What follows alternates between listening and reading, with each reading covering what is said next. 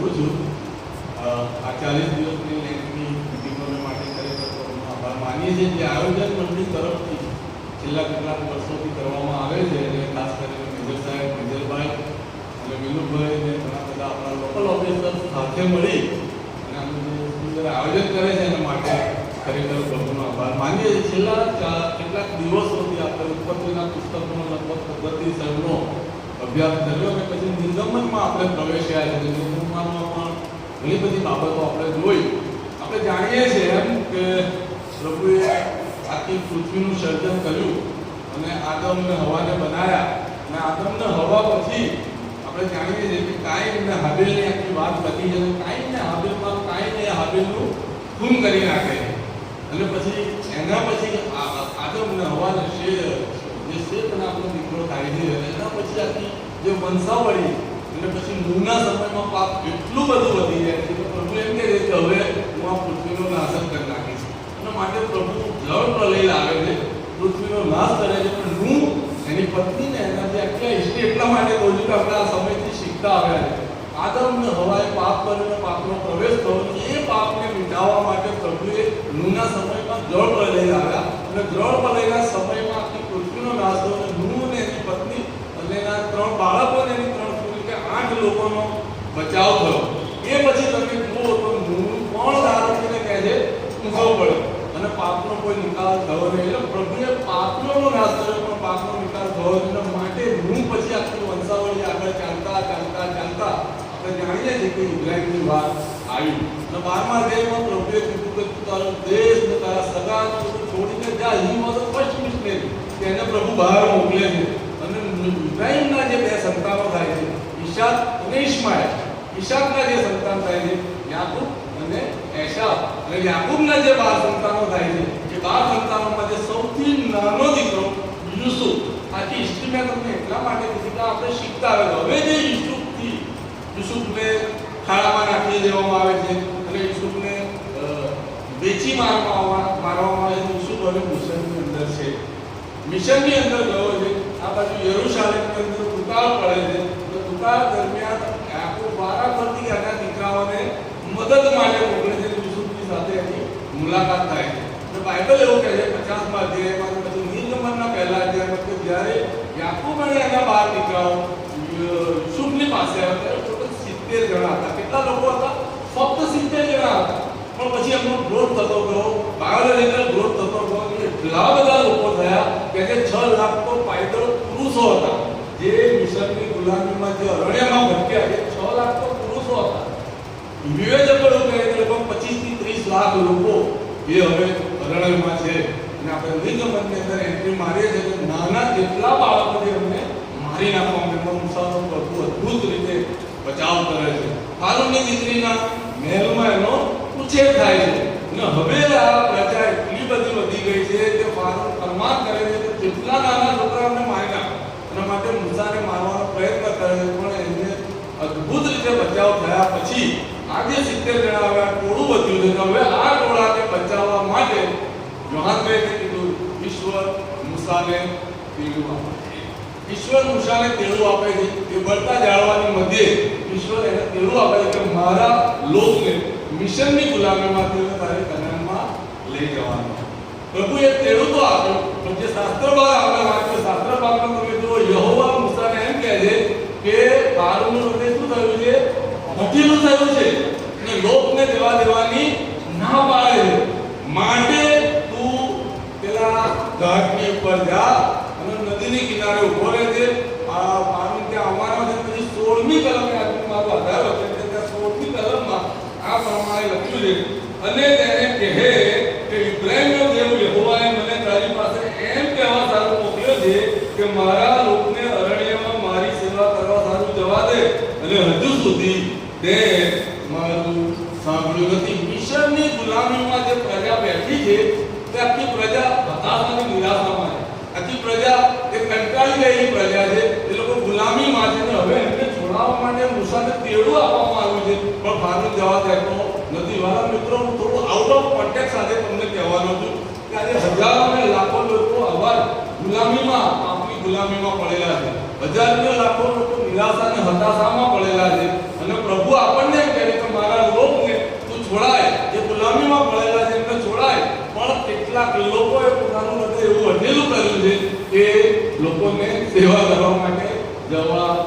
નથી, એમાં મા બાપ બી આવી ગયા, બાળકોને એન્કરેજ કરતા નથી. કેટલા બધા લોકો હતાશ અને નિરાશામાં છે, બંધનોમાં છે, પાપની ગુલામીમાં છે, વ્યસનોની ગુલામીમાં છે, વ્યભિચારની ગુલામીમાં છે. એમને કોણ છોડાવશે?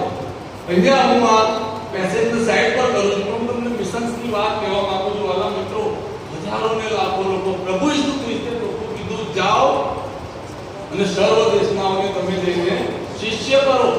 વાવ બી વાવનાર વાવવાને માટે ગયો. તમે જો જ્યાં સુધી હું ને તમે જતા નથી ત્યાં સુધી જે ગુલામીમાં છે એમને આપણે છોડાવી શકતા નથી. જવાની વાત નથી છે. નોંધ એ વાત કરી કે તમે મને પસંદ કર્યો નથી પણ મેં તમને પસંદ કર્યા છે, માટે તમે જઈને ફળ આપો. તમે જો જ્યાં સુધી જઈને ફળ આપતા નથી ત્યાં સુધી વાલા મિત્રો આપણે આગળ પ્રભુનું કાર્ય કરી શકતા નથી. માટે માથીની લખેલી સુવાર્તા એનો 9મો અધ્યાય, માથીની લખેલી સુવાર્તા અને એના 9મા અધ્યાયમાં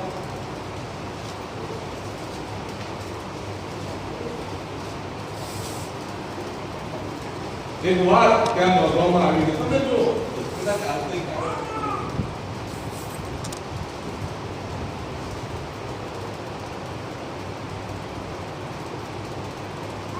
35મી કલમ, 5:9 અને 35મી કલમ. તમે જો ઈસુ તેઓના સભાસ્થાનમાં બોધ કરતો અને રાજ્યની સુવાર્તા પ્રકાશ કરતો અને હરેક પ્રકારનો રોગ તથા હરેક પ્રકારની બીમારી ટાળતો સઘળા નગરોમાં તથા ગામોમાં ફરતો ગયો. એનો મતલબ એવો છે કે પ્રભુ કોઈ જગ્યાએ સ્થિર થયા નથી. તમે તો બહુ સ્પષ્ટ લખ્યું, પ્રભુ લોકોને સાજા કરતો અને ફરતો ગયો.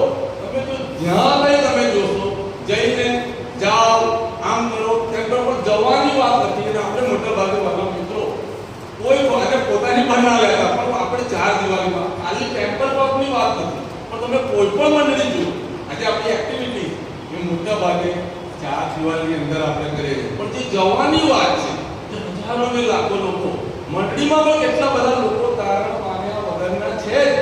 પણ આપણે મુલાકાત આજે સાહેબનો મને સંદેશો સંગીતાએ આવી કીધું કે આજે સાહેબે કીધું કે પીસીસી ના લોકો કોણ છે, કેમ સાથે કોઈ દેખાતું નથી, કેમ લોકલ અમલદાર કોઈ દેખાતું નથી મીટિંગમાં. આપણી 350 લોકોની જો મંડળી હોય તો આ બાકડા ખાલી હોવા જોઈએ નહીં. પણ વહાલા મિત્રો, આપણું જે ઈશ્વર પ્રત્યેનું જે કમિટમેન્ટ હતું, એફએસએસની મંડળીને પ્રભુએ બહુ સ્પષ્ટ કીધું કે તમે તમારા પ્રથમના પ્રેમનો ત્યાગ કરો. પ્રથમનો પ્રેમ એટલે શું? જ્યારે મેં સંગીતાને પ્રેમ કર્યો ત્યારે સંગીતા સવારમાં હું આવું એટલે લો પાણી લો આ ખાવ, તમારે આજે શું ખાવું? પ્રથમનો પ્રેમ છે.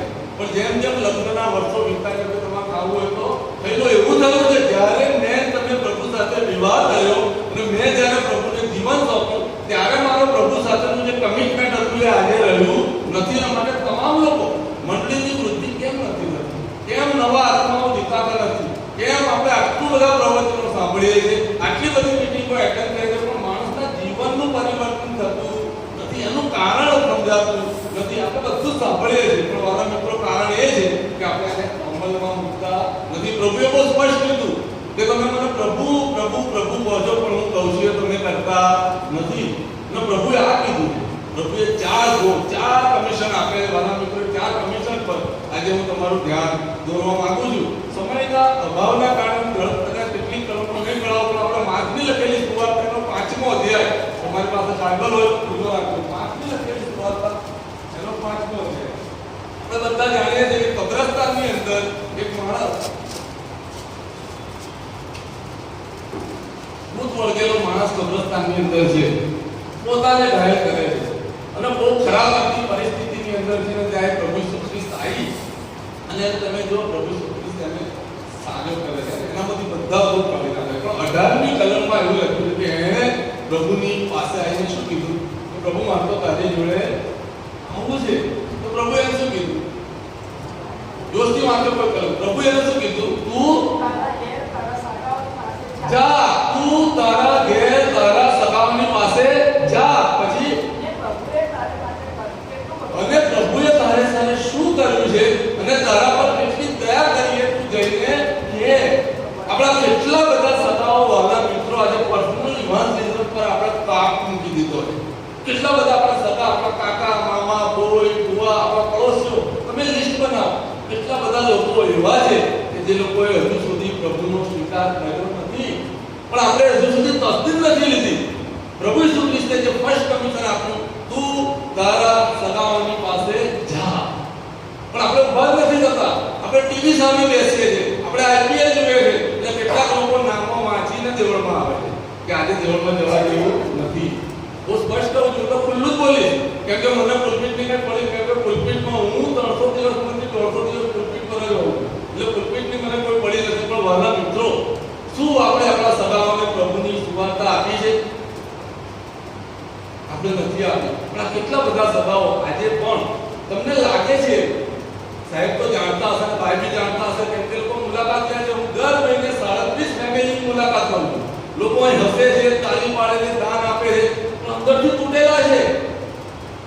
અંદર જે લોકો ભાગેલા છે, તૂટેલા છે, હતાશ થયેલા છે, નિરાશ થયેલા છે, અને એમના ખભે હાથ મૂકનાર કોઈ નથી.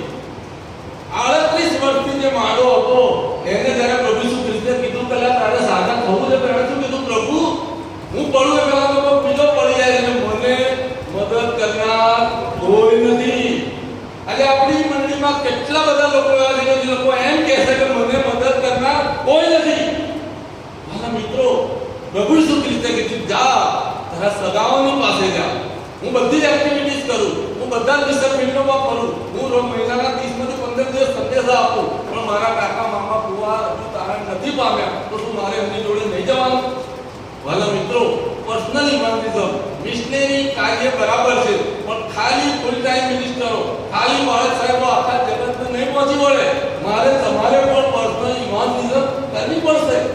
મારે તમારે પણ લોકોના ઘરે જવું પડશે, એમની જોડે જઈને બેસજો. લોકો લડે છે કે અમારા પ્રશ્ન છે, સંગીતા સાક્ષી છે, અમારા પ્રશ્ન છે, અમારા બાળકોના પ્રશ્નો છે, અમારી દીકરીનો આ પ્રશ્ન છે, અમારો ફાઇનાન્સનો આ પ્રશ્ન છે.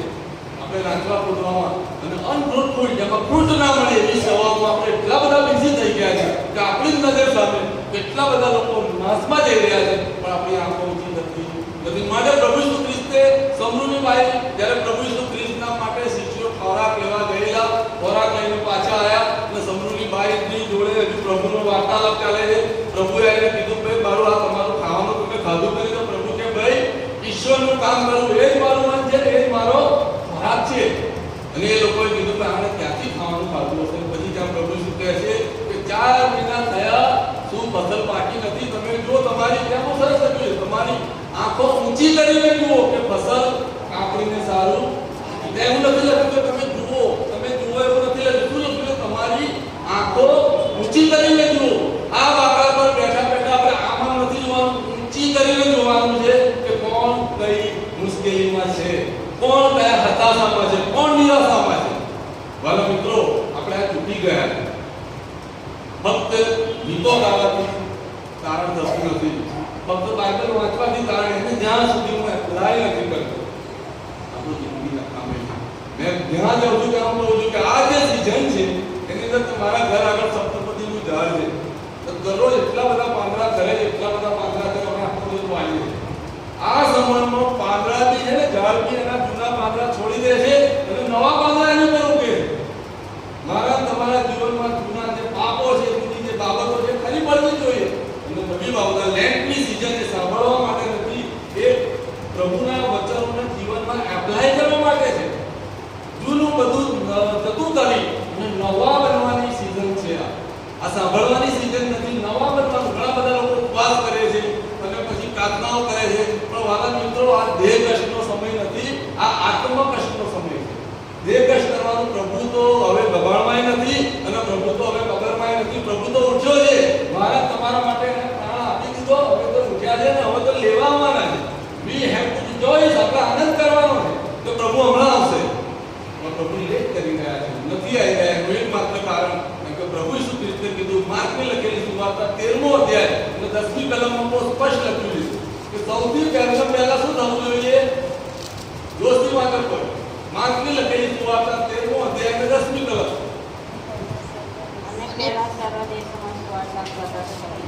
અને પહેલા સર્વ દેશોમાં સુવાર્તા પ્રગટ થવી જોઈએ. પહેલું શું કરવાનું?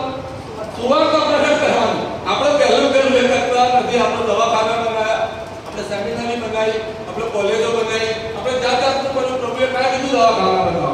પ્રભુએ શું કીધું? પહેલા સુવાર્તા પ્રગટ થવી જોઈએ. કેટલા કામ આપણે સુવાર્તા પ્રગટના કરીએ છીએ. આપણા પ્રોગ્રામોમાં સુવાર્તાની વાત કહી છે કે આપણી મિશન કમિટી જ નથી.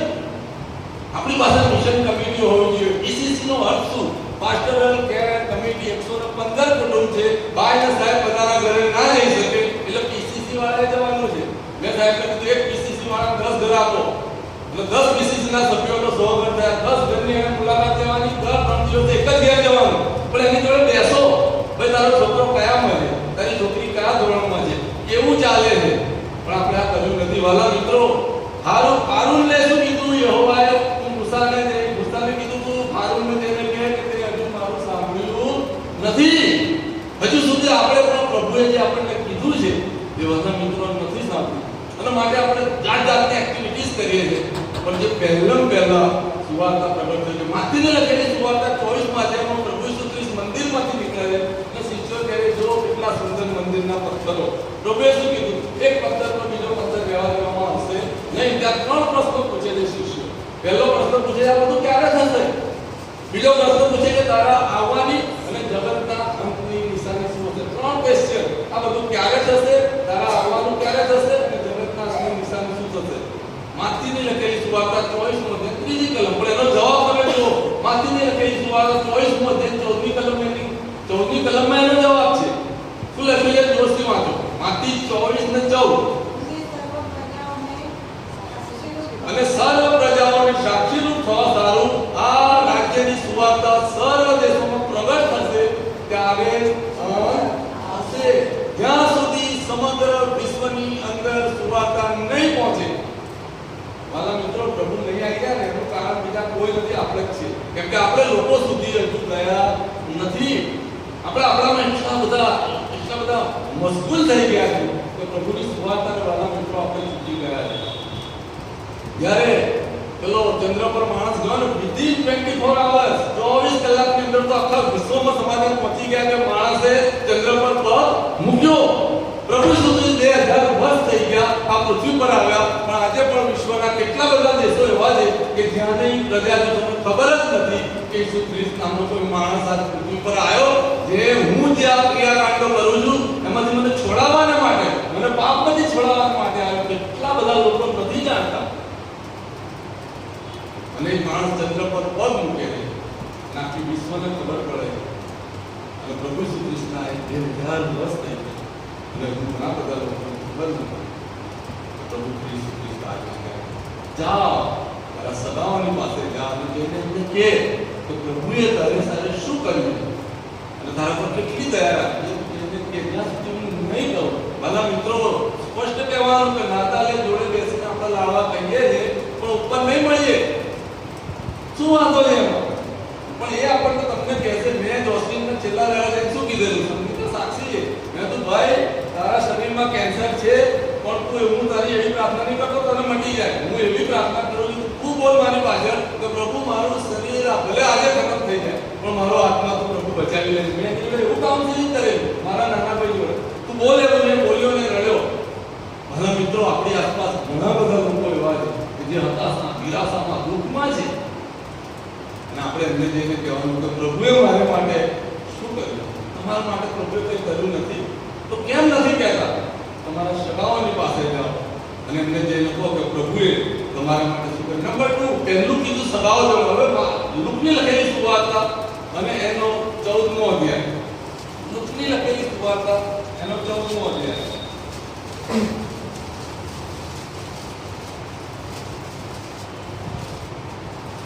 હું તમારી આગળ વાંચું છું. લુકની લખેલી સુવાર્તા 14મો અધ્યાય એની 15મી કલમથી 74 નંબરના પૃષ્ઠ પર છે. એ વાત સાંભળીને તેની સાથે જમવા બેઠેલા મારા એકે તેને કહ્યું કે દેવના રાજ્યમાં જે રોટલી ખાશે તેને ધન્ય છે. પણ તેને કહ્યું કે કોઈ એક માણસે રાતનું મોટું ખાણું કર્યું અને ઘણાને નોંધ્યા. વાળું વખતે તેણે પોતાના દાસને મોતેલાઓને આમંત્રણ કરવા મોકલ્યા કે ચાલો હમણાં બધું જ તૈયાર થયું છે. સર્વ એક મતે બહારનું કરવા લાગ્યા. પહેલાએ તેને કહ્યું કે મેં ખેતર વેચાતું લીધું છે તેથી મારે ત્યાં જઈને તે જોવાની અગત્ય છે. હું તને વિનંતી કરું છું કે મને માફ કર. બીજાએ તેને કહ્યું કે મેં 5 દોઢ બળદ વેચાતા લીધા છે. તેઓને બહાર ભરવાનું જાઉં છું. હું તને વિનંતી કરું છું કે તું મને માફ કર. ત્યારે કહ્યું કે હું હમણાં સ્ત્રી પરણ્યો છું, મારાથી અવાશે નહીં. પછી તે દાસે આવીને પોતાના ધણીને એ વાતો કહી ત્યારે ઘર ધણીએ ગુસ્સે થઈને પોતાના દાસને કહ્યું કે શહેરના રસ્તાઓમાં તથા ગલીઓમાં જલ્દી જઈને, રસ્તાઓમાં અને ગલીઓમાં જલ્દી જઈને, પહેલા કીધું સભાઓની પાસે છે ને, હવે શું કીધું? રસ્તાઓમાં અને ગલીઓમાં જઈને દરિદ્રીઓને, અપંગોને, આંધળાઓને, લંગડાઓને તેડી લાવ. એ દાસે કહ્યું કે સાહેબ, તારા હુકમ પ્રમાણે કરવામાં આવ્યું છે, તો હજુ ઘણી બધી જગ્યા, બહુ જગ્યા છે ઈશ્વરના રાજ્યમાં, તો રસ્તાઓમાં અને ગલીઓમાં અને હાઈવેસ પર ને બાયવેસ પર કેટલા બધા લોકો છે. લોકો કહે છે જગ્યા તૈયાર છે, તમે લોકોને જઈને કહો. જોન બર્બર આટલો મોટો ઓએમ નો સ્થાપક છે, રોડ પર ઉભો રહીને બધાને એક ટ્રાક આપતા. હવે ટ્રાક ઇઝીલી આપી શકાય એમ નથી. વાલા મિત્રો, આપણે ઘણા લોકોને જઈને કહેવાનું, રસ્તાઓ પર ને આપણે જ્યાં બિલ્ડિંગ વાળા ગયા જઈએ છીએ, આપણે ત્યાં શાકભાજી લેવા જઈએ છીએ, ત્યાં આપણે દહીં લેવા જઈએ છીએ. એક વખત શાકભાજી વાળાને કીધેલું, મેં તું ત્યાં આગળ તકતી કરી એથી શું થશે ભાઈ? કે આ તો કેમ ત્યાં કરી? તો કે મારા કાકાએ કરતા હતા, બાપાએ કરતા હતા, હું એ તકતી કરું, મોણી કરી સાહેબ. બધું આનાથી કશું ના થાય. અને પછી મારુતિ ફ્લોરાની અંદર આપણે આખું નોન ક્રિશ્ચિયન ગેધરિંગ નાખ્યું, તેના બધા શાકભાજીવાળા ઇસ્ત્રીવાળા કાકાજી દરરોજ સાયકલ લઈને આવે છે ને, એ પણ આવેલા. એટલે જય બોલો યીશુ મસીહાની જય બોલો પણ નાખતા હતા. આપણા ટેકનોલોજીની પહેલી કૃતિએ બેસાડેલા. ભલા મિત્રો, ઘણા બધા લોકો તમારા ઘરે ઇસ્ત્રીના કપડા લેવા આવે. તમે જેની જોડે શાકભાજી લો છો, તમે જેની જોડે કોઈ પણ પ્રકારનો સામાન કરિયાણું લો છો, એને પણ આપણે ઈશ્વરની વાત રસ્તાઓમાં ગલીઓમાં. તો જો તમે પ્રભુ ઈસુ ખ્રિસ્ત ક્યાં ગયા? પ્રભુ ઈસુ ખ્રિસ્ત સી શોર પર, તમે જો દરિયા કિનારે ગયા, કબ્રસ્તાનમાં ગયા, પ્રભુએ પુલપિટનો ઉપયોગ કે ચાર દિવાલનો ઉપયોગ કર્યો નથી. પહાડ પર ગયા, નીચે ગયા, બેસી ગયા. પ્રભુએ રોડ પર જઈને, અને આપણે વિલિયમ બુથ શું કરતા? વિલિયમ બુથની હિસ્ટ્રી મેં બધી બહુ જ ઓપરેનો અભ્યાસ કર્યો, પણ કોઈ જગ્યાએ એવું નથી લખ્યું. વિલિયમ બુથ એમ કહેતા કે કેટલાક લોકોને ચર્ચના પ્રાંગણમાં બેસી અને ઘંટડીના અવાજ સાંભળવા છે, પણ મારે તો નર્કના દરવાજે તારણ માંગવાની દુકાન લગાવી. વિલિયમ બુથનું સ્લોગન છે આ, લોકોને ચર્ચના પ્રાંગણમાં બેસીને ઘંટનો અવાજ સાંભળવો છે, પણ મારે તો નર્કના દરવાજાની આગળ લોકોને તારણ પડે છે ને એની દુકાન લગાવી. વિલિયમ બુથ આવી રીતે રસ્તાઓમાં જઈને વેશ્યાવાળાઓ પર, દારૂના અડ્ડા પર વિલિયમ બુથનું વિઝન કંઈક અલગ હતું. વાલા મિત્રો, આપણું વિઝન બદલાઈ ગયું. Salvation Army is not a church, it is a movement. Movement એટલે શું? એ ચાલતી રહે, એ ઊભી ના રહે. પ્રભુ ઈસુ જ્યાં ગયા ત્યાં ચાલતા ગયા. વિલિયમ બુથ ચાલતા ગયા. જોન વેસ્લી ઘોડા પર 11,000 કિલોમીટરની એમને મુસાફરી કરી. વિલિયમ બુથ બહુ જબરદસ્ત વ્યક્તિ હતા. ત્યારે હું એમનું ઘણું બધું વાંચું છું, ઘણું બધું સાંભળું છું. ના સ્ટોરી તમને કહીશ. લિયોનાર્ડ રેવનહિલ નામનો મોટો પ્રચારક છે. લિયોનાર્ડ રેવનહિલ મેં સાહેબને મેં તો કીધું, બે માણસનું ઇન્ટરવ્યુ, 3-4 મિનિટનું ઇન્ટરવ્યુ હતું, યુટ્યુબ પર હું જોતો હતો અને ઇંગ્લિશમાં ચાલતું હતું. એમાં અંદર મને શબ્દો સંભળાયો વિલિયમ બુથ, મને હું સંભળાયું, પણ અમે યુરોપનું ઇંગ્લિશ હતું, મને બહુ સમજણ ના પડી. એટલે મેં લાસ્ટમાં ફોન કર્યો, મેં બેટા આ વિડીયોની લિંક મોકલું, તું ધ્યાનથી સાંભળજે, મને કહેજે કે આ શું કહે છે. એટલે જ્યારે એણે સાંભળ્યું, દરરોજ સવારે 7 થી 9 અમારી પર દરરોજ સવાર ફોન આવે. એટલે એણે કીધું, પપ્પા મેં ધ્યાનથી સાંભળ્યું, લિયોનાર્ડ રેવનહિલ એવું કહેતા હતા કે કેનેડાની અંદર એક બહુ મોટી ક્રુઝેડ કરવા ગયેલા. લિયોનાર્ડ રેવનહિલનો બહુ મોટો પ્રચાર કે હું ક્રુઝેડ કરતો હતો. બહુ મોટી ઉંમરના દાદી એ એમની પાસે આવ્યા કે સાહેબ, તમારી ક્રુઝેડ પતી જાય ને એટલે અમારા ઘેર આવવું. તો કે હા ભાઈ, હું આવી પણ ક્રુઝેડ શુક્રવારે પતે જ, શુક્રવારે તમારા ઘરે આવ્યો.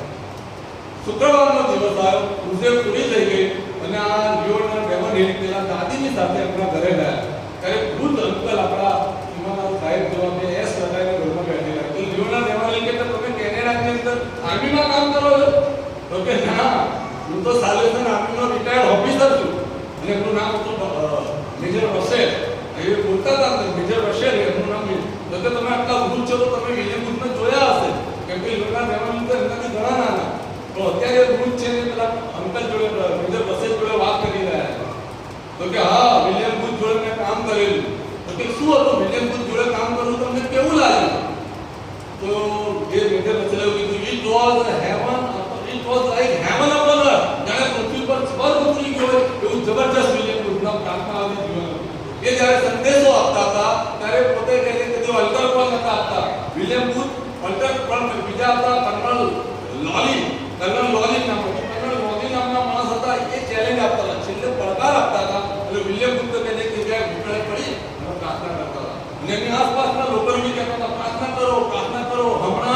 આગળ આવશે અને હજારોની સંખ્યામાં તમે બીજી જગ્યાનું જોતા હશો, હજારો, 100, 150, 200, 500 એમ હજારોની સંખ્યામાં લોકો આગળ આવતા હતા. ઇંગ્લેન્ડની અંદર રિવાઇવલ ફાટી નીકળે છે. આપણે એના સભ્યો છીએ. આપણે રાજમાં ભગવાન નથી. આપણે વિલિયમ બુથે જે સંસ્થા સ્થાપેલી સાલ્વેશન આર્મી એના સભ્યો છે. આપણે એના ફાઉન્ડરના વિઝન પર આપણે ચાલવાનું. એટલે તમને માનવામાં નહીં આવે મેથોડિસ્ટનો મહાન પ્રીચર જેને એમ કહેવાય કે હોલીનેસના મહાન પ્રીચર, તો તમે નામ ઘણા બધા તો સાંભળી લેવાય, પણ એનું નામ છે સેમ્યુઅલ લોગાન બ્રેંગલ. આ લોકોને ભણાવવામાં આવતું હશે ફાઇનલી આપણે ભણવામાં તો સેમ્યુઅલ લોગાન બ્રેંગલ જે મેથોડિસ્ટના પાળક હતા અને એ હોલીનેસના પ્રીચર હતા. સમગ્ર વિશ્વમાં એમનું બહુ મોટું નામ હતું. એમણે જ્યારે સાંભળ્યું કે કોઈ વિલિયમ નામનો માણસ આવ્યો છે, અમેરિકામાં હતા, કોઈ વિલિયમ નામનો માણસ આવ્યો છે અને ઇંગ્લેન્ડમાં ચૂંટાઈ નાખ્યું, તો એમને મળવા સ્પેશિયલ ઇંગ્લેન્ડ આવ્યા અને એમને મળ્યા અને હી જોઈન સાલ્વેશન આર્મી. એ સાલ્વેશન એમનું નામ જનરલ મેજર સેમ્યુઅલ લોગાન બ્રેંગલ. તમે સર્ચ કરજો વે ટુ હોલીનેસ, હોલીનેસનો માર્ગ, હેલ્પ ટુ હોલીનેસ. જબરજસ્ત પુસ્તકો એમણે લખ્યા છે. એ ચોપડીઓ બીજા લોકો સેમિનારો ભણાવે છે સેમ્યુઅલ લોગાન બ્રેંગલની. ના મને ખબર નથી કોણ છે સેમ્યુઅલ લોગાન બ્રેંગલ. વિલિયમ બુથ જબરજસ્ત વ્યક્તિ હતી. રસ્તાઓ પર જાઓ, ગલીઓમાં જાઓ, કે વિલિયમ બુથ ક્યાં ગયેલા? આ ચાર દિવાળી એટલે વ્યવસ્થા છે કે મંદિરની આત્મિક ઉન્નતિ થાય, લોકો તૈયાર થાય, લોકો જાય. ગામમાં બહુ મંડળીઓ બંધ થઈ ગઈ. બહુ બધી મંડળીઓ સીએનઆઈની ભાલેજની અંદર સીએનઆઈના કયા સાહેબ છે હિમાંશુ હવકર નામ છે, એમનું નામ ભૂલી ગયો.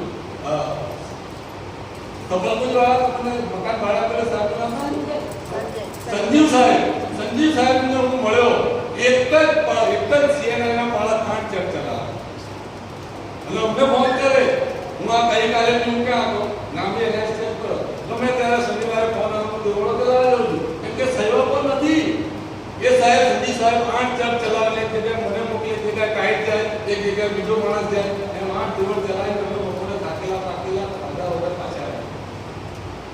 નથી થાય એવો. અલાયન્સની અંદર કામલીમાં નથી અને કરોલીમાં નથી, મહેમદાવાદમાં નથી, કોઈ સાહેબ જ નથી. કોઈ જુવાનો સેવામાં આગળ નથી. કઈ જગ્યાએ તકલીફ છે વાલા મિત્રો આપણે શોધી કાઢવાનું છે. રિવાઇવલ ભાઈ રિવાઇવલ ટેરિસ નામનું વિરોના લેવલ લઈને પુસ્તક લખેલું. કેમ આત્મિક જાગૃતિ અટકી ગઈ? કેમ કે મરેલા લોકોની આગળ મરણના સંદેશા પ્રગટ કરે છે. પાવર નથી રહ્યો આપણી પાસે. લોકોના હૃદય જ્યારે પિતરે કીધું કે તમે લોકોએ ઈસુને વરસ તમે જણાવી દીધો છે, ત્યારે કહે છે લોકોના હૃદય વિંધાઈ ગયા. ઇંગ્લિશમાં લખ્યું છે સ્પિયર્સ લખ્યું છે. જાણે તીર છૂટે તો ગોળ હૃદય ફાટી જાય, એમાંથી લોહીની આમ ફુવારો ઉડે ને એવા વિંધાઈ ગયેલા. એ લોકોએ કીધું અમે શું કરીએ? એટલે કીધું કે તમે પસ્તાવ કરો, પ્રભુ ઈસુ ખ્રિસ્તના નામે બાપ્તિસ્મા પામો, તમારા પાપનું નિવારણ થાય અને તમને પવિત્ર આત્માનું દાન મળશે. કારણ પામ્યા વગરના લોકો કેમની સેવા કરે? આજે જ્યાં જુઓ ત્યાં લીડરશિપમાં કારણ પામ્યા વગરના લોકો બેઠા છે. જેમને કોઈ ગોલ નથી, કોઈ દર્શન નથી.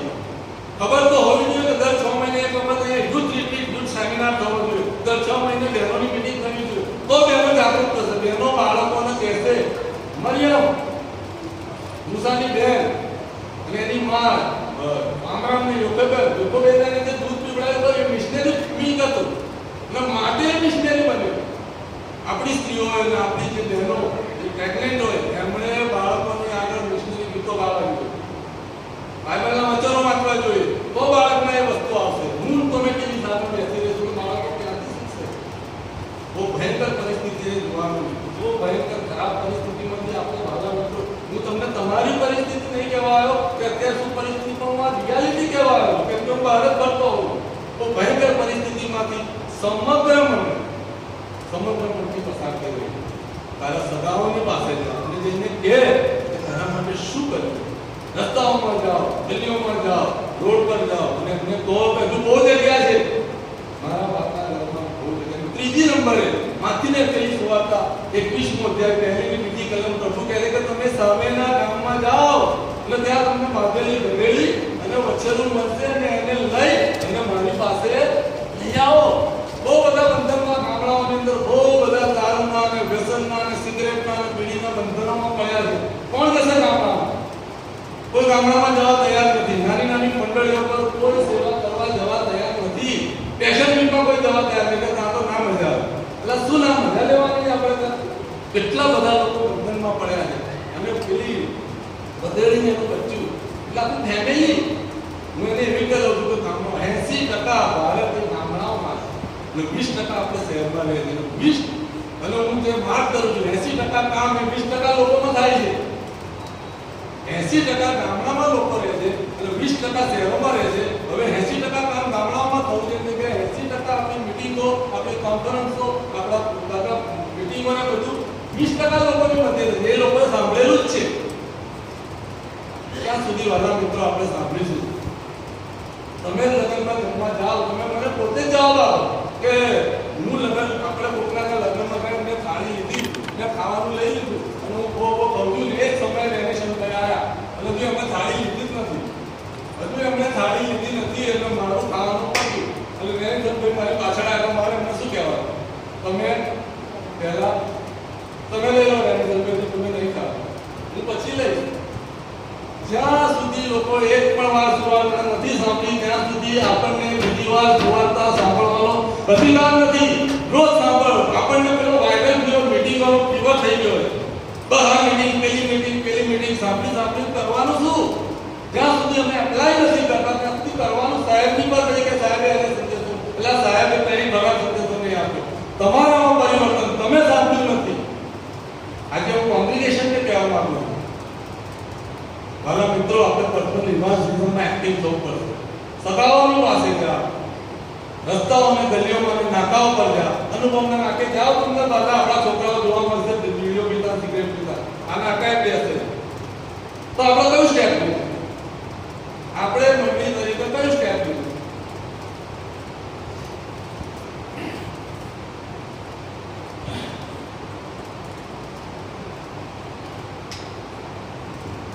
પ્રોગ્રામો કરવાથી વાલા મિત્રો નથી થાય. We have to take action. William બ્રુકની સ્થાપેલી સાર્વજનિક પ્રગટ કરવું પડશે. આપણે ઉભા થવું પડશે. સાહેબ એકલા નહીં કરી શકે. મારું તમારું જે જીવન છે એ લોકો બોલવું. હું એમ કહું છું કે હું ખ્રિસ્તી છું પણ મારી આસપાસના લોકો મને ખ્રિસ્તી માને છે એ અગત્યનું. હું પ્રાર્થનાનો લીડર બની જાઉં એનો મતલબ એવો નથી. મારા મિત્રો, પ્રાર્થના બીજું સિવાય મને કોઈ દેખાતું જ નથી પ્રાર્થનામાં. અને 10-12 જણા 320 મંડળી 10-12 જણા ગુરુવારે હોય છે મારી પાસે. હું ગુરુવારે મારી બાઇબલ સ્ટડી ચાલે છે ઓનલાઈન, એટલે કદી હું ગુરુવારે નથી આવ્યો. શુક્રવારે મારી બાઇબલ સ્ટડી ચાલે, ગુરુ શુક્ર એટલે હું નથી આવી શકતો. પણ લોકો મંડળી સાથે પણ એક્ટિવ નથી. સામેના ગામમાં જાઓ તો તમને બંધનમાં પડેલા જે લોકો દેખાય, ઈસુ કહે છે છોડાઈ અને મારી પાસે લઈ આવો, કેમ કે તો બંધનમાં પડ્યો છે. કેટલા બધા લોકો બંધનમાં પડ્યા છે ગામડામાં. વાલા મિત્રો, ગામડામાં જવાની જરૂર છે. ખરેખર કહું છું, બહુ બધી મંડળીઓ આપણે બંધ પડી નથી સેવકો. આ 12 જણા રિટાયર થાય છે. આ લોકો 27માં, દિલીપ સાહેબ ને ભાઈ 27માં, અનિલ સાહેબ રિટાયર થાય, રમણ સાહેબ રિટાયર થાય, આપણા પેલા ડીસી નું નામ શું, સેમ્યુઅલ પરમાર સાહેબ રિટાયર થાય, આપણા રસિક સાહેબ રિટાયર, 12 જણા રિટાયર થાય. એટલે કેટલા જણા ખબર છે? આપણે ટ્રેનિંગ કોલેજમાં ખાલી 12 જણા, ટોટલ 12 સિંગલ ને કપલ બધું થઈ 12 જણા. ગયા વર્ષે 15 જણા હતા.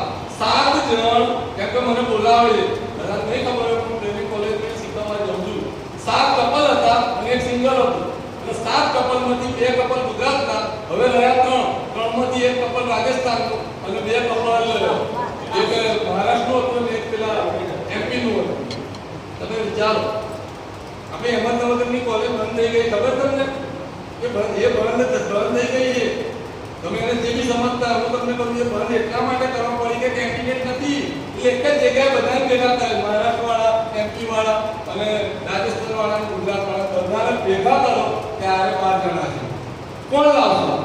મિશનરી ચેલેન્જ નહીં મળે ને, મને તો તક જ નહીં આપતા. બાકી છોકરા મેં વર્ષોથી છોકરો આપે ટ્રેનિંગમાં જશે ને એને મેં ડબલનો એ પોતે સાક્ષી આપે છે. મને ફ્રેન્કલિન મેં લીધું એ પોતે સાક્ષી આપે. હું નાનો પડું છું મને ઘણા એવું કીધું કે તમે નાના પડો.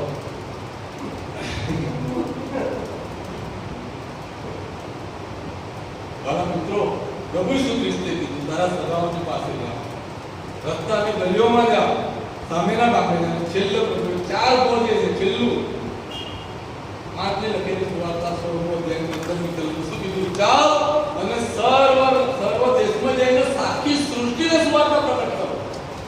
દેશમાં જઈને આખી સૃષ્ટિને સુવાર્તા પ્રગટ કરો. કોઈ બાકી ના રહી જવું જોઈએ, કોઈ બાકી ના રહી જવું જોઈએ. વાલા મિત્રો, પ્રભુએ આપણને સુવાર્તા પ્રચારનું કામ સોંપ્યું છે. હું મારા ઘેર નળ ફિટ કરવા વાળાને બોલાવું, સાહેબ નળ ફિટ કરવા વાળાને બોલાવું, નળ ફિટ કરવા વાળો પ્લમ્બર આવી મારા ઘરે આમ કલર મારે તો હું શું કરું? ખુશ થઈ જાઉં, આ સરસ કલર મારે. તને કેમ મેં બોલાવ્યો નળ ફિટ કરવા? તને એ કે મને એવું લાગ્યું તમારા ઘરમાં કલરની વધારે જરૂર છે એટલે મેં કલર માર્યો તો હું ખુશ થઈશ? ના ભાઈ, તને મેં કેમ બોલાવ્યો નળ ફિટ કરવા? પ્રભુએ આપણને જે કામ સોંપ્યું છે એટલે આપણને જે સારું લાગે, આપણને જે જરૂરી લાગે છે આપણે બરાબર કરીએ.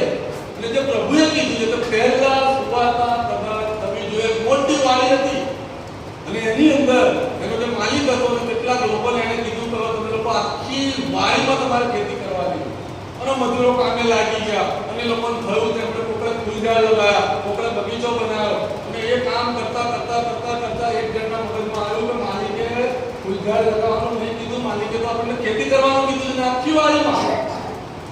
એટલે એને કીધું ભાઈ હું તો જઉં છું પેલા ઘોડામાં ખેતી કરવા માટે. પેલા લોકો છોડ ભાઈ હમણાં આટલું બધું ઘાસ ઉગી કઈ બહાર જવાની જરૂર આપણે કહીએ ને તો હમણાં કઈ બહાર જવાની જરૂર નથી, એવું જ કઈ તારે હમણાં બહાર જવાની જરૂર નથી. અહીંયા આટલું બધું કામ કરી પેલા ઘાસ સાફ કરો પેલો ગયો અને એક ઘોડામાં જઈને કામ કરવા લાગ્યો. બીજા બે જણ એમ થયું કે મારે ત્યાં જઈને કામ કરવું છે, પ્રભુનું તેવું યાદ આવ્યું અને માટે એ લોકો એમને પડતા કે ભાઈ રહેવા દે, એ ઘાસ આટલું બધું જોઈએ કોણ કાપશે? કારણ કે ના, પ્રભુએ આખી વાડીનું કામ કીધેલું. એ લોકો બે જણ જતા રહ્યા અને એટલામાં માલિક આવ્યો અને માલિક આવીને જોયું તો પેલા લોકો ફૂલ ઝાડ બગીચા બતાવવા લાગ્યા કે બહુ સરસ તમે ફૂલ ઝાડ બગીચા લગાવ્યા. પણ એને કીધું આખી વાડી તો જો કેટલું કામ થયું. બે જણા હાથ ઘોડામાં કામ કરતો. પ્રભુએ એમને જઈને ઇનામ આપ્યું, મોટું ઇનામ આપ્યું કે એમને આખી વાડીનું કામ હાથમાં લીધું. અને આ બગીચા ફૂલ લગાવવા પડેલા પ્રભુ તમે અમારાથી નારાજ છો?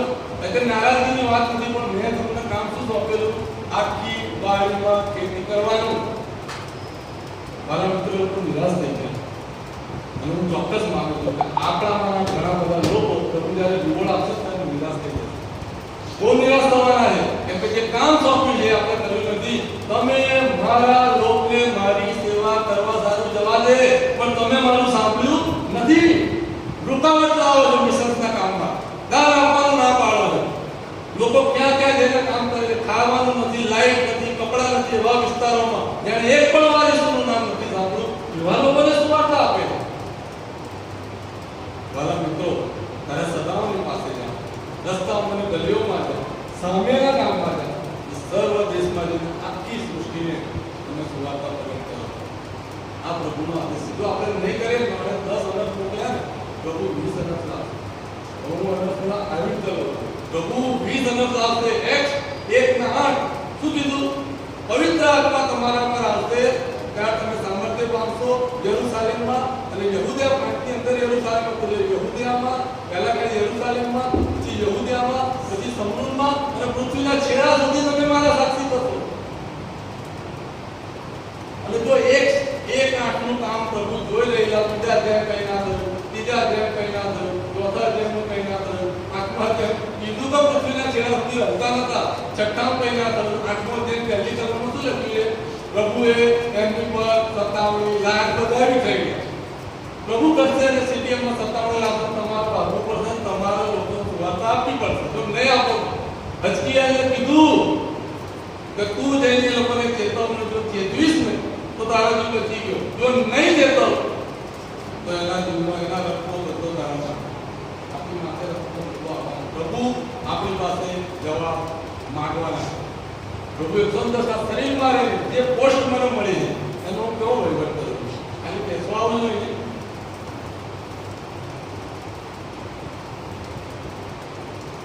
વાલા મિત્રો, જેને જે કામ સોંપે હાથે હાથનું કામ કરવાનું, પગે પગનું કામ કરવાનું, પગ હાથનું કામ કરવા લાગશે તો ઘર તમારો કાલે મંદિર ચલાવશો અને ઝાડુ રોજ માતા મંદિર ચલાવશો. એ દિવસનો ભય દૂર નથી. હાથે હાથનું કામ કરવાનું, પગે પગનું કામ કરવાનું, નસીબ ઈસુ ખ્રિસ્ત છે એના ઓર્ડર પ્રમાણે ચાલશો તો જ મંદિરની વૃદ્ધિ થશે, બાકી નાચ ગાન સિવાય કશું થવાનું નથી. પ્રભુ માની તમારી જોડે વાલા મિત્રો જવાબ આપશે. માટે આજે મૂસાને યહોવાએ કીધું એ લોકોએ હૃદય હટીનું કર્યું. મારા લોકને એ જવા દેતો નથી, બંધનમાં પડેલા છે એમને છોડાવતો નથી, અને એણે મારું સાંભળ્યું નથી. આપણી આ પરિસ્થિતિ છે. અને જો આપણે નહીં માને તો પ્રભુ 10,000 દેડકા લાયા, જૂળ લાયા, પ્રથમ જન્મનો નાશ ના ચડ્યો કે 10 અનર્થોની જગ્યાએ પ્રભુ મારે તમારા પર 20 અનર્થો લાવે. જો આપણે પ્રભુનું કાર્ય વાલા મિત્રો નહીં કરીએ તો ખરાબ ના લગાડતા, પણ આ રિયાલિટી પ્રભુએ કીધું છે, જાઓ અને સર્વ દેશનાઓને શિષ્ય કરો, પિતા પુત્ર અને પવિત્ર આત્માના નામે બાપ્તિસ્મા આપતા જાઓ, અને જે મેં તમને શીખ્યું એ ખાલી શીખવાડવાનું, એ લોકોને એ આળવાનું શીખવતા જાઓ, અને જુઓ કે જગતના અંત સુધી હું તમારી પ્રભુ આપણી સાથે. આપણે કેમ ડરીએ? આપણી બહુ મોટી તકલીફ છે. પ્રભુ કહે છે જાઓ, અને આપણે કહે છે આવો. આવો અને બીજાને લાવો. બાઇબલનો કોન્સેપ્ટ નથી. જાઓ અને સર્વ દેશનાઓને શિષ્ય કરો. પ્રભુ આ વાતો સમજવા આપણી સહાય અને મદદ કરે. આમેન. સોરી, એક જ મિનિટ.